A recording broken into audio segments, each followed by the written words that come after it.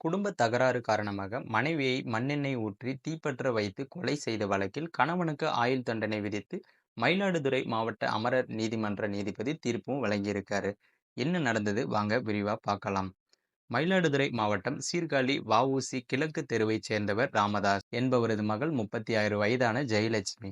இவருக்கு மயிலாடுதுறை வில்லியநல்லூர் அக்ராகர தெருவைச் சேர்ந்தவர் மகாலிங்கம் 44 வயதாகும் ராமசாமி என்பவருக்கும் திருமணமாகியுள்ளது. இதனைத் தொடர்ந்து கணவன் மனைவிக்கு அடிக்கடி கருத்து வேறுபாடு காரணமாக சண்டை ஏற்பட்டு வந்திருக்கு.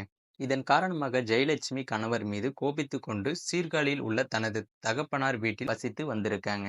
சீர்காழி நகராட்சி அலுவலகத்திற்கு தற்காலிக தட்டச்சு பணியாளராகவும் பணிபுரிந்து வந்திருக்காங்க. இந்த நிலையில் கடந்த 19/10/2015ஆம் ஆண்டு ஜெயலட்சுமி தான் பணிபுரியும் இடத்தில் உள்ள கழிவறைக்கு சென்றுள்ளார். அங்கு வந்த அவரது கணவர் ராமசாமி ஜெயலட்சுமியின் மீது மண்ணெண்ணெயை ஊற்றி தீப்பற்ற வச்சிருக்காங்க. இதில் தீக்காயமற்ற ஜெயலட்சுமி மயிலாடுதுறை அரசு மருத்துவமனையிலும் சிகிச்சைக்காக சேர்க்கப்பட்டிருக்காங்க. மேற்படி சம்பவம் தொடர்பாக ஜெயலட்சுமி அளித்த புகாரில் பார்த்தீங்கன்னா, அவரது கணவர் ராமசாமி மீது சீர்காழி காவல் நிலையத்தில் கொலை மற்றும் வன்கொடுமையில் இருந்து பெண்களை பாதுகாக்கும் சட்டத்தின் கீழ் குற்ற வழக்குகள் பதிவு செய்யப்பட்டிருக்காங்க. மேலும் சீர்காழி காவல் நிலைய இப்போதைய ஆய்வாளர் அழகுதுரை விசாரணையும் மேற்கொண்டிருக்காங்க. ஜெயலட்சுமியின் கணவரை கைது செய்து நீதிமன்றத்தில் ஆஜர்படுத்தப்பட்டு சிறையிலும் அடைச்சிருக்காங்க. இந்த நிலையில் தீக்காயம்பட்டு மேல் சிகிச்சைக்காக தஞ்சாவூர் அரசு மருத்துவக் கல்லூரி மருத்துவமனையில் சிகிச்சைக்கு அனுமதிக்கப்பட்டு ஜெயலட்சுமி கடந்த 15/11/2015ஆம் ஆண்டு சிகிச்சை பலனின்றி பரிதாபமாக உயிரும் இழந்திருக்காங்க.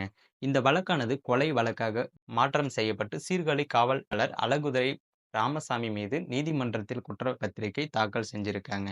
இந்த வழக்கை விசாரணையானது மயிலாடுதுறை மாவட்டம் அமரர் நீதிமன்றத்திற்கும் வந்திருக்கு. இந்த வழக்கின் இறுதி விசாரணை நிறைவுற்ற நிலையில் விசாரணையில் வழக்கினை விசாரித்த மயிலாடுதுறை மாவட்ட அமர்வு நீதிமன்ற நீதிபதி ராமசாமி குற்றவாளி என உறுதி செய்யப்பட்டு மேற்படி குற்றவாளிக்கு ஆயுள் தண்டனை மற்றும் 5000 ரூபாய் அபராதமும் விதித்து தீர்ப்பளிச்சிருக்காங்க. மேலும் அபராத தொகையை கட்ட தவறும் பட்சத்தில் கூடுதலாக ஓராண்டு சிறை தண்டனையும் விதித்து தீர்ப்பு வழங்கியிருக்காங்க. இதனையடுத்து குற்றவாளி ராமசாமியை கடலூர் மத்திய சிறையிலும் அடைச்சிருக்காங்க.